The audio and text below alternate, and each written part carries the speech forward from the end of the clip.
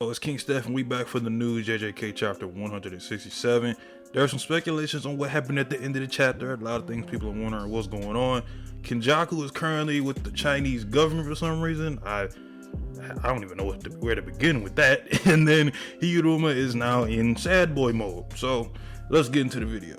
Let's start this out. We got in the beginning of the chapter, Yuji and Higanoma sitting down, and Higanoma tells his Kogane that he's gonna add a new rule that players can give other players any amount of points they want to another player. So the rule we plan to get, we end up having it now, and Higanoma gives Yuji 1 point to prevent the 19-day rule so they can keep their curse techniques, obviously because of the 19-day curse removal. And Higanoma is currently leaving, but of course Yuji wants him to join the squad. He wants him to join our team, but Higanoma declines because he said he's gonna turn himself in when the barrier is lifted because he killed 2 people on his way to Tokyo, a judge and a prosecutor. Which those were the 2 people that we saw at the very end of 166, and pretty interesting that he ended up killing a judge and a prosecutor, probably more than likely because of what he was dealing with and what he was thinking about heading into Tokyo. And just the theme and the moral of him ended up killing a judge and a prosecutor. Obviously, you know, he views himself as someone who's just irredeemable and he should just turn himself in, which I can respect, adding even more layers to Higanoma as a character. And Higanoma says he'll hate himself if he sticks by Yuji any longer. He's not putting any blame on Yuji, and he leaves. Which I believe him saying he'll hate himself if he sticks by Yuji, I think that's him basically saying that the more if I stand by you or stick by you, I feel like I'm just avoiding and dodging the things that I've done. And every time if I do look at Yuji, he thinks of like his old client that he had also. But I think there's many things that you can kind of apply to that, and that's kind of what I'm thinking like Higaroma's kind of going through right now. And honestly, I don't think that's going to be the end of Higanoma. I definitely think we're going to see him at least one more time in this arc. Hopefully nothing bad happens to him, because I think that's the last thing he needs right now. But nonetheless, Higaroma's currently, he's leaving. I guess he's just gonna wait till this barrier goes up, whenever that is, and you'll see where we go from there. We go back to Reggie with Remy versus Megami. In the interaction, we found out that Reggie wants to actually recruit Megami because he knows he's strong because of the Shikigami that he summoned. And Remy is just bait because he's basically confirmed not to be strong at all. He just used Remy because most guys would just hesitate fighting a woman. Which this whole recruiting thing with Megami and Reggie, like kind of creating a group of people to help him or whatever, as I get into that later, that's kind of not what I expected. Although it kind of, I guess it kind of resembles like the kind of like aesthetic his character brings, because he is pretty flamboyant and I guess engaging as a character. He comes off as someone who kind of is a manipulator of some sort, so that's kind of interesting. I kind of want to see if he has any more, I guess, quote unquote followers with him, but we'll see about that later on. Megami tells Reggie of what the Culling game is and describes it as a ritual. Reggie alluded to the fact that Megami might be working with Kenjaku, which Megami thinks to himself that Kenjaku does have some sorcerers working with them.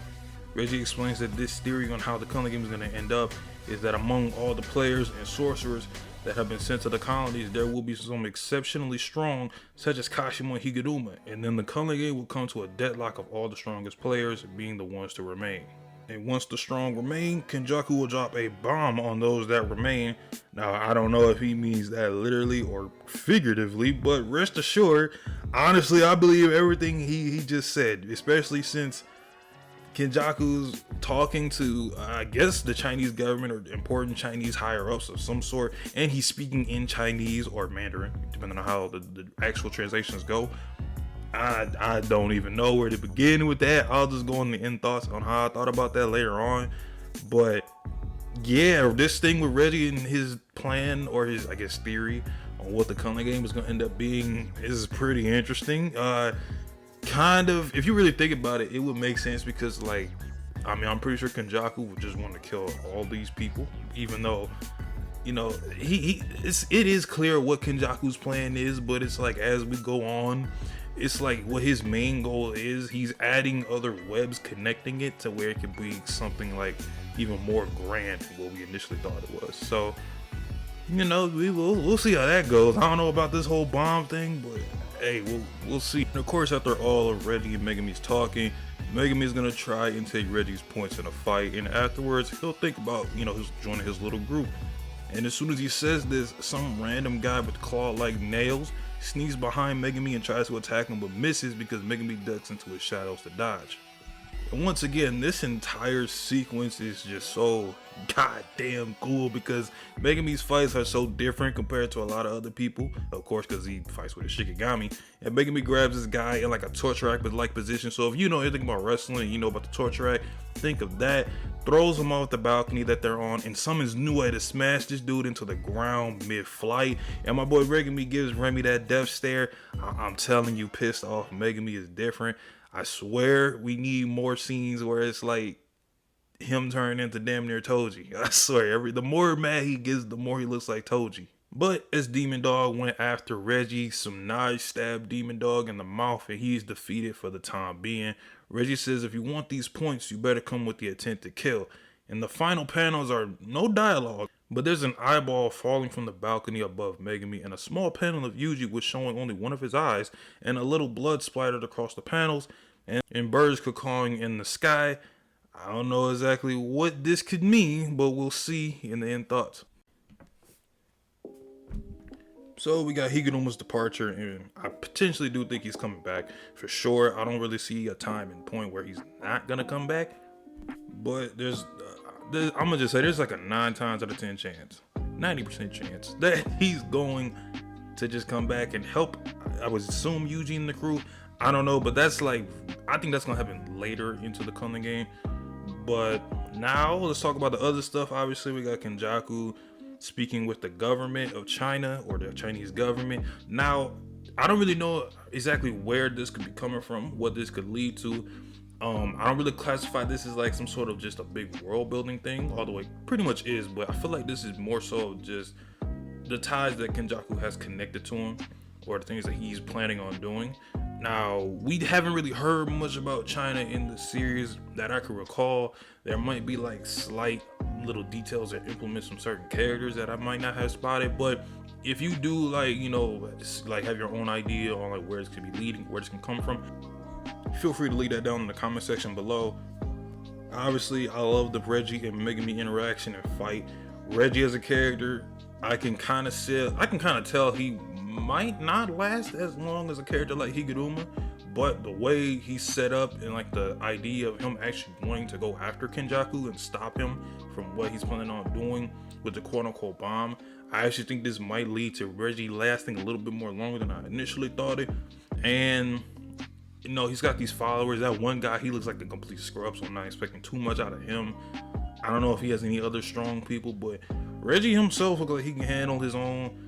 His curse technique, if I had to guess, maybe he spawns things from his receipts, or maybe, I don't know.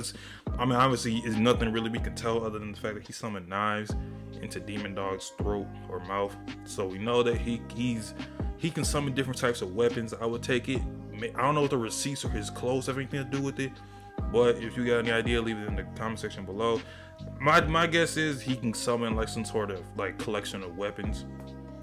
And with Demon Dog, just kind of, he's obviously not dead because that's Megami's trademarking his go-to. I highly doubt we'll ever see Demon Dog dead. He's gonna use another Shinigami, or Shikigami I should say. With Nue, he still got him in the bag. Would not be surprised if he pulled out, for really impactful measures, Max Elephant. I can see that thing coming out. Or if he doesn't want to cause a lot of destruction with Max Elephant, he'll probably end up using the frogs to like kind of trap them with their tongues and kind of like do a mid-level fight or a mid-direction fight, and just kind of see, you know, what he can do. I actually wouldn't be surprised if Megami pulls out his own weapon of some sort. Never know. But that's how much I think this fight will go. And now the eyeball thing. I've seen people say that this could lead to many things, possibly a new ally or a new enemy. And when it comes to new enemies, I wouldn't really put out a guess like that because a lot of these Culling game people, they're going to people, you know, sorcerers we haven't seen, so it's gonna be hard to guess that. I did go back and look at the leaks and see like what did whoever leaked this had to say. Somebody said it was Nue's eyeball, which that can't be possible if Nue's on the very ground and his eyeball is falling down. That I don't think that's it at all. Now the other two things I've seen, I think once, is that this might be Nobara coming back, which I don't know about that. Obviously the symbolism of Nobara losing her eyeball in the Mahito fight, that could be a thing. That would be interesting to see if that actually is the deal, but I don't really know about that, because if it's falling from that height, whoever this is, or whatever it is, it's in the same vicinity or in the same building as Megami. So, we're gonna have to see where that plays. And one option I did see, and I kind of might, I'm gonna go along with it just to see where it goes, is that this could actually be Maki. And the reason people say it's Maki is because obviously Maki herself has a damaged eye, and this could also be symbolism for that. And people are saying that it's an ally, it has to be, or whatever, and Maki would be the perfect one to come in and start just cutting bodies up and starting to help. I don't know where that's gonna go, but we'll see. I'm gonna go along with the Maki theory. I'm gonna just go with that one. That one just seems cool as hell to me and very plausible. The others, it's just up in the bag, because it's like, it's one of those things where it's very, just, you can have your own thoughts on it and see where it can go. It might not even be that important, but that's all I can think of right now. Let me know in the comment section below if you enjoyed this chapter. Obviously, what are your thoughts going into the next chapter? What are some things that you noticed from this chapter that can possibly bleed into the next chapter? And of course, if you enjoyed this video, leave a like, comment, and subscribe, and I'll holler at y'all in the next one. Peace.